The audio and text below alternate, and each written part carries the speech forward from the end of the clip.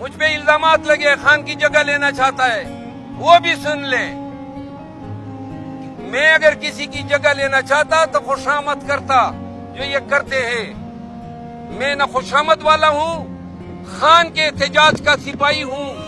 میں آج اعلان کرتا ہوں، ان لوگوں کے ساتھ کام کرنے سے انکار کرتا ہوں۔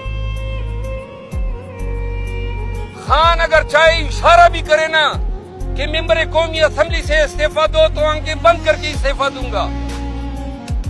یہ کمیٹی کیا چیز ہے اور کون کمیٹی نہیں تھی، اصل بات بے وقتی کی تھی۔ یہ بے وقت کر رہے تھے مجھے اور انہوں نے کیا، تو لہذا میں بطور احتجاج ان لوگوں کے ساتھ کام کرنے سے انکار کرتا ہوں،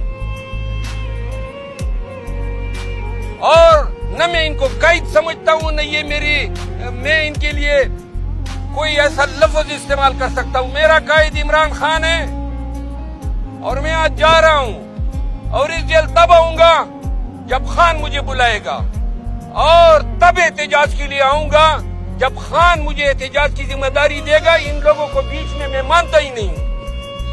پھر میں پاکستان میں نکلوں گا اور احتجاج کروں گا، اور ایسا احتجاج کر کے دکھاؤں گا کہ پی ٹی آئی کے لوگ اور پاکستان کے عوام سارے انشاءاللہ سڑکوں پہ ہوں گے۔ یہ باتیں میں نے کرنی تھی۔ پی ٹی آئی کی قیادت اب توقع رکھے شبلی فراز صاحب سے اور عمر ایوب صاحب سے کہ ان کی ولولہ انگیز قیادت میں ملک میں زبردست احتجاج ہوگا، اور ان کی قیادت میں مینڈیٹ بھی ریکور ہوگا اور خان کو رہائی بھی ملے گی۔